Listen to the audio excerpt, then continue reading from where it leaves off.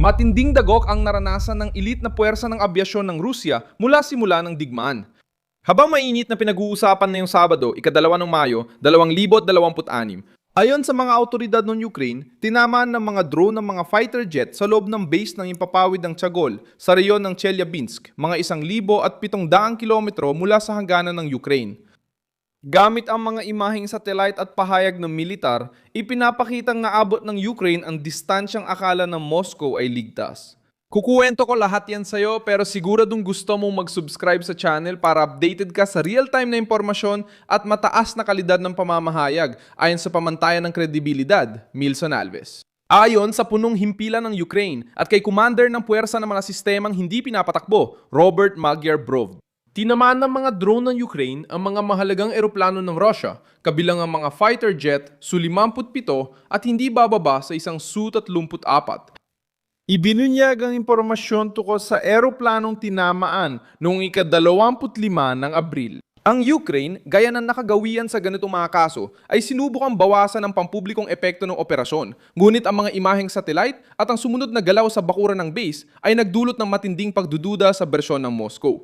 Simple lang ang punto, hindi karaniwang eroplano ang Su-57 sa hukbong himpapawid ng Russia at tinuturing ng Moscow itong ika-5 henerasyon fighter jet. Ito ang kanilang ipinagmamalaking stealth technology, sagot nila sa advanced na modelo ng Estados Unidos gaya ng F-22 at F-35. Gayunpaman, ilan lang ang ganitong eroplano ng Russia.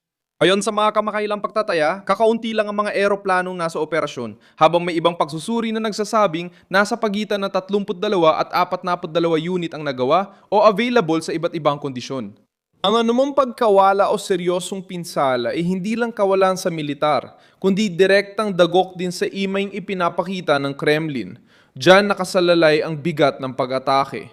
Hindi lang runway, imbakan o pangalawang estrukturang tinarget ng Ukraine. Ang pinuntirya ay isang simbolo. Mahal ang Su-57.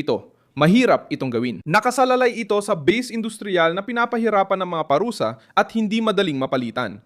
Kung masira ang ganitong eroplano sa lupa, higit pa sa nakikitang pinsala ang dulot nito, lalo na para sa makapangyariang bansang gustong magpakita ng kontrol. Ang makitang may drone na lumalapit sa rural na lugar ay nakakabahala kahit may kontrol sa sariling teritoryo. Ang pag-atake ay ginawa umano gamit ang mga drone na may mahabang abot bilang bahagi ng isang estratehiya na ginagamit ng Ukraine para pahinain ang makinaryang militar ng Rusya kahit malayo sa linya ng labanan. Ang Kiev ay tumututok sa mga target na sumisira sa lohistika, abyasyon at pinansyal na suporta ng digmaan.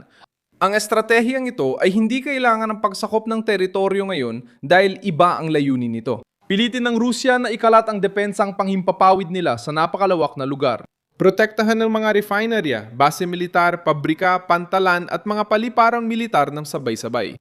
Ito ay kumakain ng mga rekurso na dudulot ng tensyon sa loob at nag-iiwan ng mas malinaw na mga kahinaan. Matatagpuan ang base ng Chagol sa Chelyabinsk, isang rehiyong malayo sa labanan sa Ukraine kaya sensitibo ang pag-atake. Ipinahayag niyang ligtas ang loob ng Russia bilang likurang linya. Ngayon, bawat bagong aksyon ng Ukraine laban sa malalayong target ay napapahina sa pakiramdam na yun. Kung kayang tamaan ng mga drone ang mga advanced na sasakyang panghimpapawid sa layong 1,000 at 700 kilometer matindi ang mensahe. Ang lalim ng teritoryo ng Russia ay hindi na nabibigay ng otomatikong proteksyon. Mahalaga rin ang Su-34 sa usaping ito. Ginagamit ito ng Rusya bilang plataporma ng pag-atake, lalo na sa pambobomba gamit ang mga ginabayang munisyon at misil. Sa praktika, ito ay eroplanong ginagamit sa malawakang pag-atake laban sa mga lungsod, enerhiya, infrastruktura at posisyon ng Ukraine. Dahil dito, itinuturing ng Kiev ang ganitong uri ng target bilang prioridad. Sinatamaan ng Ukraine ang mga eroplano ng Russia habang nasa lupa para mabawasan ang kakayahan nitong umatake nang hindi na kailangang harapin ang mga ito sa impapawid na mas mapanganib. Bahagi din ng mas malawak na serye ang pag-atake sa Chagol.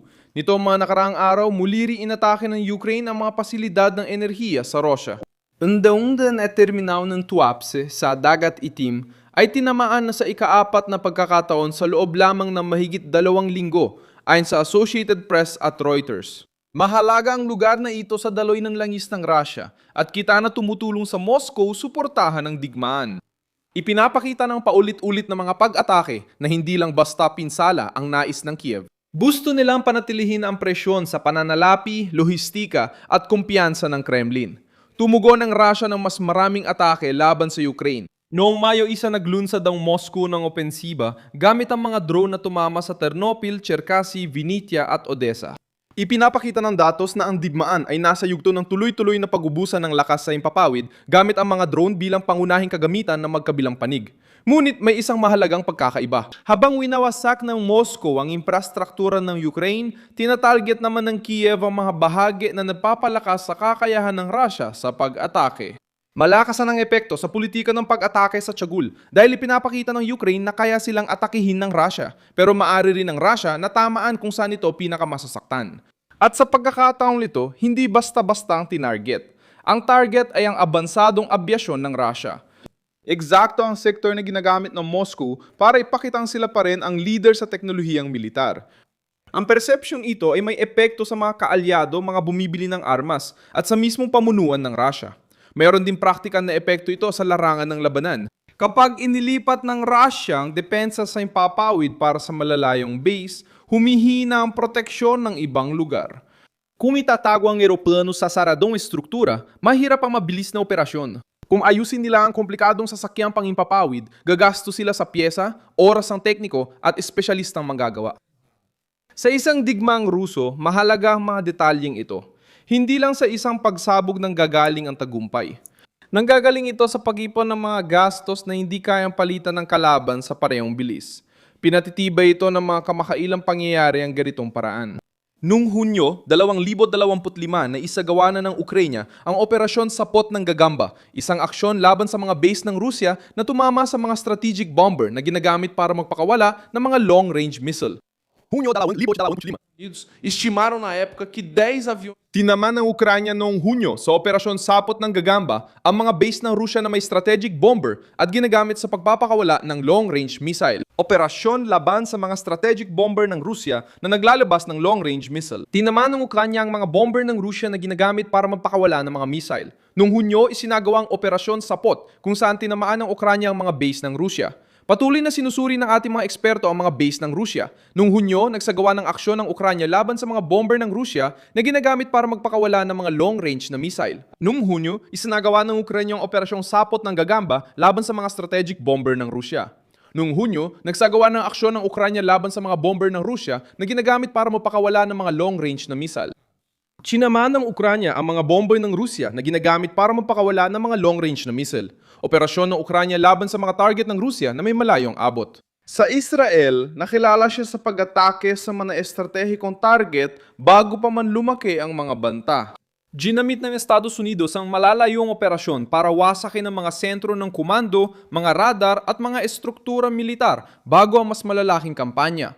Pareho ang lohika. Hindi sapat na harapin lang ang mga sundalo sa linya ng labanan. Kailangan din bulagin, putulan ng mga bisig at ubusan ng gasolina ang makina ng kalaban. Sinusubukan ng Ukraine na gawin ito laban sa Rusya, pero gamit ang mas murang mga drone at mas malalalim na pag-atake.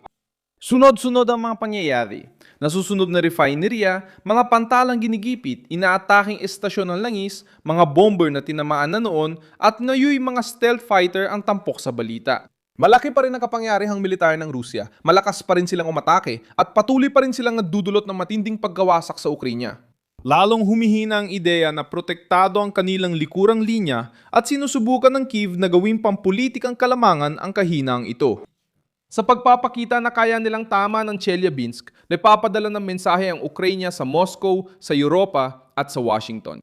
Para sa Moscow, maaaring bumalik ang digmaan sa loob ng Rusya. Para sa Europa, pinapakita nitong may epekto ang tulong militar at technological. Para sa Washington, pinatutunayan nitong kayang sorpresahin at pahinay ng Ukraine ang kakayahan ng Rusya kahit matagal ng digmaan. Ipinapakita rin ng pag-atake ang pagbabago sa digmaan gamit ang mga drone. Noong una, tingin ng marami sa mga aparatong ito ay mga pantulong na sandata lang, gamit sa pagmamanman o maliliit na atak. Ngayon, tinatamaan na nila ang mga refineria, mga estratehikong base at mga eroplanong mataas ang halaga. Narealize ng Ukraine na hindi nila kailangan mas marami pa sa Russia ang kanilang eroplano para makapinsala. Kailangan nilang maghanap ng mga butas. pumili ng tamang target at ulitin ang pag-atake hanggang mapilitan ng Moscow na magdepensa sa lahat ng sulok. Tuloy ang digmaan, ngunit mas mabigat na ang mensahe. Ang pangunahing alas pangipapawid ni Putin ay hindi naligtas kahit sa loob ng Russia. Ako si Milson Alves News, layunin kong bigyan ka ng tamang impormasyon araw-araw. Nasa description ng video ang mga link ng mga balita. Paki-like ang video. Mag-subscribe ka sa channel at sa huli, silipin ang mga komento para mas maging aktibo ka sa komunidad ni Milson Alves.